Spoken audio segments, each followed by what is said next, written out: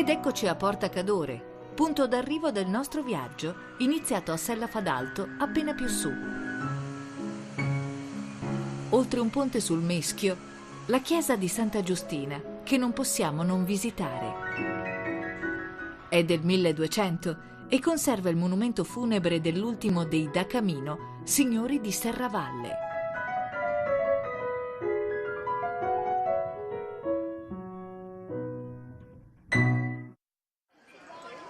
Ti ho detto. Dammi sushi! Ma non è sushi, è schi, amore.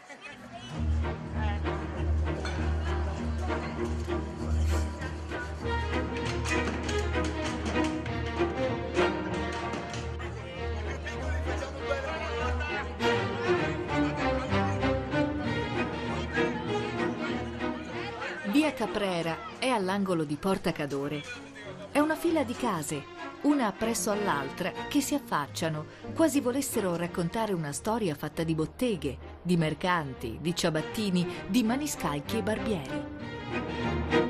Luigi della Giustina, che abita in uno dei palazzi, ne ha ricostruito le vicende e descritto con una mappa le attività commerciali che un tempo vi lavoravano. Agli inizi degli anni 30 in via Caprera, in ogni casa era un'attività, 70 attività di tutte le persone, di tutte le famiglie che era. Ogni famiglia aveva il suo nome e cognome e per conoscenza maggiore il soprannome. Per esempio? Dopo, per esempio, è Sperandio Giacomo che aveva una segheria di travature, si chiamava Canai. Payer Saulo che aveva l'albergo Calvi, qua vuol dire che era il maniscalco. Dove? Qua, da questa porta qui era.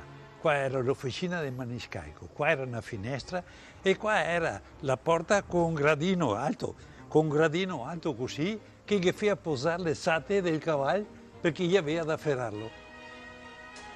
Era quello il pratico.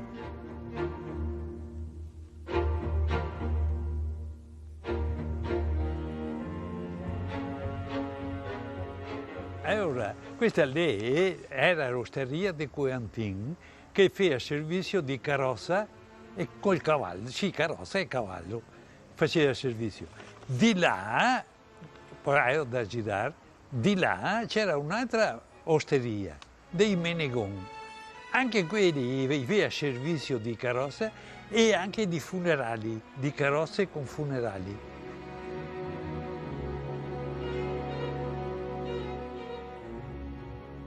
Menegon si chiamava, è vero? E Busna, sempre perché faceva scarpare.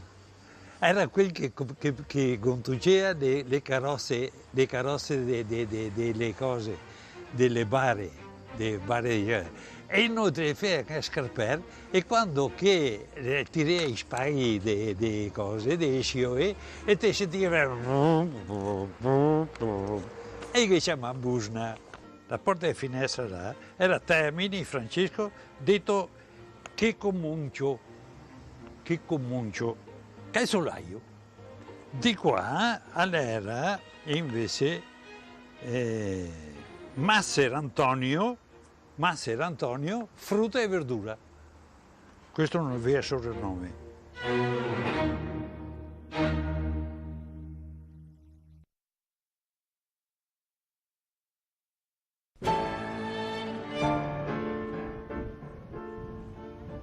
Valla Pisina è un unico itinerario puntellato di borghi, di case di pietra,